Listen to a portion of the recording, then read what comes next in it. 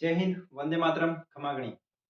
दोस्तों, हमने पीछे की क्लासेस के माध्यम से कालीबंगा, आहड़, कालीबंगा, भीनमाल, बेरठ और गणेश्वर ये 4 सभ्यताएँ पढ़ ली थी। आज हम उसी क्लास को आगे कंटिन्यू करते हैं और सबसे पहले पढ़ते हैं आहड़ सभ्यता के बारे में। आहड़ सभ्यता, आहड़ जो बेड़च या आयड़ नदी के किनारे बसी हुई है। आयड़ या बेड़च जो बनास नदी की सहायक नदी है, जिस कारण इसे बनास संस्कृति भी कहा जाता है। उत्खनन करता है इसके सर्वप्रथम इसका उत्खनन जो है वो अक्षय कीर्ति व्यास ने किया था। उसके बाद एच डी सांकलिया और रतन चंद्र अग्रवाल ने 1956 में किया था और एच डी सांकलिया ने उनके बाद में किया था। अक्षय कीर्ति व्यास ने 1953 में किया था। उत्खननकर्ता को याद रखने के लिए ट्रिक है इनकी। आहड़, आहड़, ए एच आर। अगर इसको इंग्लिश में अगर लिखेंगे तो कुछ इस प्रकार से लिखेंगे। आ को ए, एच है को एच और अड़े को R, A H R. Akshay Kirti Vyas, H से हो जाएगा एच डी सांकलिया और आर से हो गया R C Agarwal. R C Agarwal जिसको अपन ने भीनमाल में भी पढ़ा था और गणेश्वर में भी पढ़ा था। तो ये इस ट्रिक के माध्यम से ये तीनों शब्द याद रह जाएंगे। आ हेड है, अक्षय कीर्ति व्यास, एच डी सांकलिया और आर सी अग्रवाल।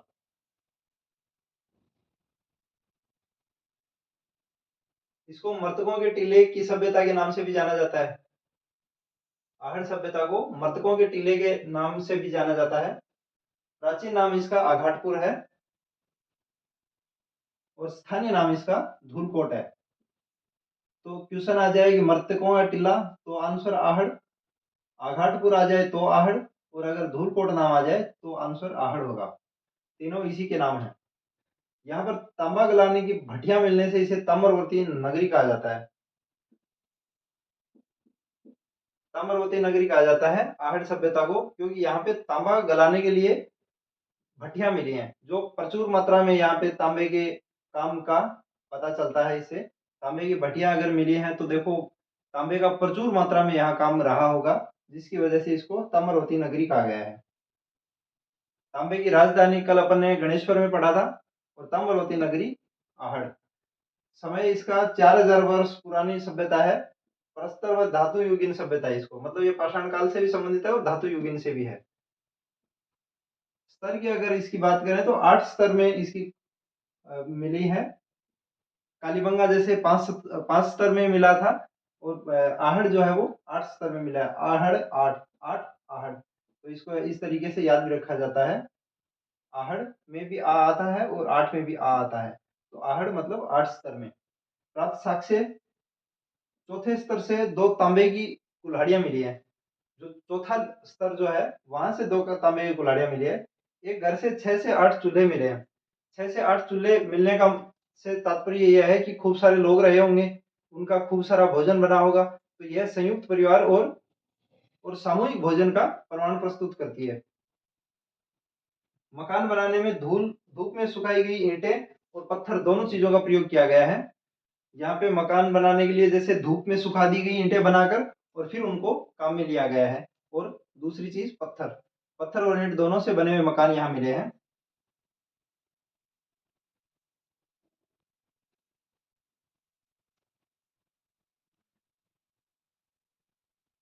आहड़ में मकान से गंदा पानी निकालने की नालियों के प्रमाण मिले हैं, जिनसे पता चलता है कि यहाँ की जल की जो निकासी व्यवस्था थी वो भी उत्तम थी।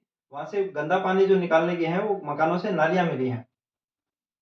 लाल व काले मृद भांड सर्वाधिक मिले हैं। तांबे की 6 मुद्राएं, कुल्हाड़ियां, चूड़ियां, तांबे की कलाकृतियां व चदरें मिली हैं। ये सारी चीजें ये तांबे की हैं, तो इसीलिए तो इसको ताम्रवती नगरी कहा गया है। मिट्टी व पत्थर के मनके, मिट्टी और पत्थर के बने हुए मनके, आभूषण तथा पशु पक्षियों की आकृति युक्त खिलौने, ये भी साक्ष्य यहाँ से मिले हैं। ठप्पों की प्राप्ति से, जो ठप्पे जो रंगाई छपाई में काम आते हैं, जो छिपे आज भी उपयोग में लाते हैं, वो ठप्पे यहाँ से प्राप्त हुए हैं, जिसे यहाँ रंगाई छपाई के व्यवसाय की उन्नति का अनुमान लगाया गया है कि यहाँ पे रंगाई छपाई का जो व्यवसाय है वो उन्नति में होगा। तोल के बाट व माप से व्यापार की उन्नति के संकेत मिले हैं। तोल के बाट यहाँ पे प्राप्त हुए हैं और तोलने के मतलब जैसे अपन लीटर में नापते हैं वैसे मापने की भी वस्तुएं मिली हैं और तोल के बाट मिले हैं, जिससे ये अनुमान लगाया गया है कि यहाँ पे व्यापार भी उन्नति पे था। आहड़वासी कृषि करते थे, खेती बाड़ी जानते थे और शवों को दफनाते थे, गाड़ते थे। खुदाई में पूजा के पात्र भी मिले हैं। पूजा के जो पात्र होते हैं जैसे अपने कलश वगैरह हैं, ये चीजें यहाँ से प्राप्त हुई हैं। और आहड़ सभ्यता के अन्य केंद्र बालाथल जो उदयपुर में है, गिलुंड गिलुंड राजसमंद में है और ओजियाना ओजियाना भीलवाड़ा में है। तो ये आहड़ संस्कृति के अन्य केंद्र हैं, बालाथल, ओजियाना और गिलुंड। ये तीनों आहड़ सभ्यता से संबंधित अन्य स्थल हैं। इसी के साथ आहड़ सभ्यता अपनी कंप्लीट हुई। अपना उद्देश्य यही है कि कम समय में बेहतरीन कंटेंट अवेलेबल करवाना। ये 8-10 मिनट में ही अपनी ये जो आहड़ सभ्यता है वो कंप्लीट हो गई। और अब अपन नेक्स्ट सभ्यता कर लेंगे। कम समय में बेहतरीन कंटेंट देना ही अपना उद्देश्य है, जिससे कि पढ़ने वालों का समय बर्बाद ना हो।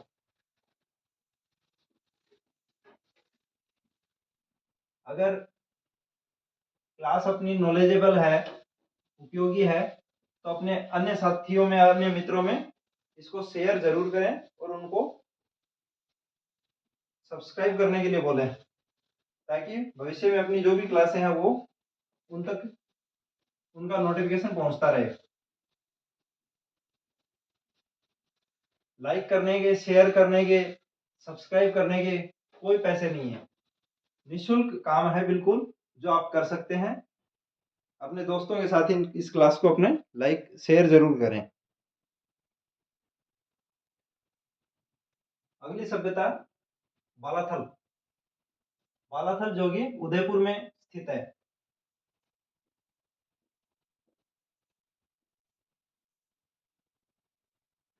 इसका उत्खनन कार्य प्रोफेसर वी एन मिश्र ने किया था। प्रोफेसर वी एन मिश्र पुणे विश्वविद्यालय के प्रोफेसर रहे हैं 1993 में। समय की अगर बात की जाए तो 1800 ईसा पूर्व में तो यह है ताम्र पाषाणिक सभ्यता के अवशेष मिले हैं और 600 ईसा पूर्व में लोहा युगीन सभ्यता के अवशेष मिले हैं। यहाँ से मतलब यहाँ से ताम्र पाषाण और लोहा युगीन सभ्यता ये के अवशेष प्राप्त हुए हैं। प्राप्त साक्ष्य अपरिष्कृत मृत भांड। अपरिष्कृत मतलब साधारण वो मृत भांड है जिन पे कोई अलंकरण वगैरह नहीं किया गया है। मिट्टी से बनी सांड की आकृतियां, मिट्टी से बनी हुई सांड मतलब बैल की आकृतियां मिली हैं, जिनका उपयोग सामान्यतः पूजा में किया गया होगा, ऐसा अनुमान लगाया गया है। तांबे के औजारों में गंडासे, चाकू, उस्तरे और बाणागर। बाणागर होते हैं, जो बाण होता है उसका आगे का जो तीखा हिस्सा जो बनाया जाता है तीखा, वो उसको बाणागर बोलते हैं। उस्तरे मिले हैं, चाकू मिले हैं, गंडासे मिले हैं। ये सारे धारदार औजार हैं। बालाथल वाले कम नहीं थे, धारदार हथियार ज्यादा रखते थे। तांबे के सिक्के जिन पर हाथी और चंद्रमा की जो आकृति बनी हुई है। तांबे के सिक्के मिले जिन पर हाथी और चंद्रमा, हाथी और चंद्रमा, हाथी और चंद्रमा कहाँ से? बालाथल उदयपुर से। 5वीं सदी ईसा पूर्व का हाथ से बुना हुआ कपड़े का टुकड़ा मिला है, जो हाथ से बनाया गया था। लोहा गलाने की 5 भट्टियों के अवशेष मिले हैं यहाँ से, जो जहाँ पे लोहा गलाया गया जाता था उन भट्टियों के अवशेष मिले हैं। साथ में यहाँ लोहे के नलकूप भी मिले हैं, नलकूप के अवशेष मिले हैं।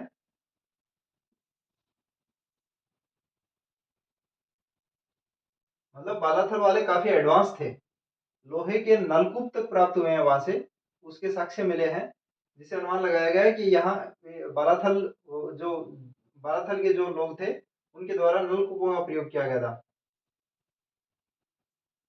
और लोहे के औजार प्रचुर मात्रा में मिले हैं। लोहे के नलकूप भट्टियां और लोहे के औजार प्रचुर मात्रा में प्राप्त हुए हैं। यहाँ लोहे युगीन भी सभ्यता रही है, जो 600 ईस्वी पूर्व के आसपास। अभी बालाथल सभ्यता है, एक छोटी सी ट्रिक है। आ बाई जोधपुरी है, आ बाई जोधपुरी है।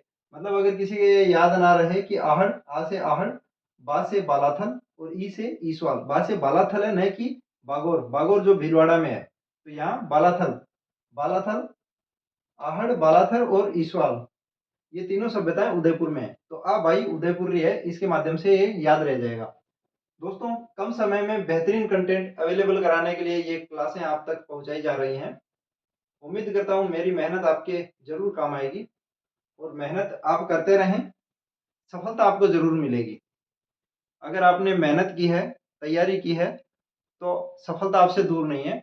पढ़ते रहिए, स्वस्थ रहिए, मस्त रहिए, खाते पीते रहिए और अध्ययन करते रहिए। पढ़ाई पढ़ाई नहीं छोड़नी है। इसको टाइम का मैनेजमेंट आपको करना है कि अध्ययन का समय जो अपना है वो फिक्स होना चाहिए। बाकी अपन खाएं पिए, खेले कूदे, कुछ भी करें, कोई मैटर नहीं करता, लेकिन पढ़ाई जो है वो अपनी जगह इंपॉर्टेंट है। वो पढ़ाई के लिए निर्धारित समय, जो आप टाइम टेबल जो भी निर्धारित करें, वो पढ़ाई को देना जरूरी है। तो पढ़ते रहिए और आगे बढ़ते रहिए। आगे की बची हुई जो अपनी सभ्यताएं हैं, उनको हम आगे की क्लासों में करते जाएंगे। अभी अपन ने 2 2 4 और 2 6 सभ्यताएं पढ़ ली हैं। नेक्स्ट क्लास में हम आगे जो भी बच गई वो सभ्यताएं पढ़ लेंगे, और ये करते चले जाएंगे। इसके साथ साथ अपन ऑब्जेक्टिव क्वेश्चन की क्लासें भी लेते रहेंगे, जिनके माध्यम से अपना जो पढ़ा हुआ है वो कितना याद होता है, कितना नहीं रहता है, और क्वेश्चन कहाँ से पुटअप होते हैं, एग्जामिनर कहाँ से क्वेश्चन देता है, ये चीजें अपनी ऑब्जेक्टिव क्वेश्चन के माध्यम से हो जाएंगी। फिर मिलते हैं नेक्स्ट क्लास में, तब तक के लिए जय हिंद।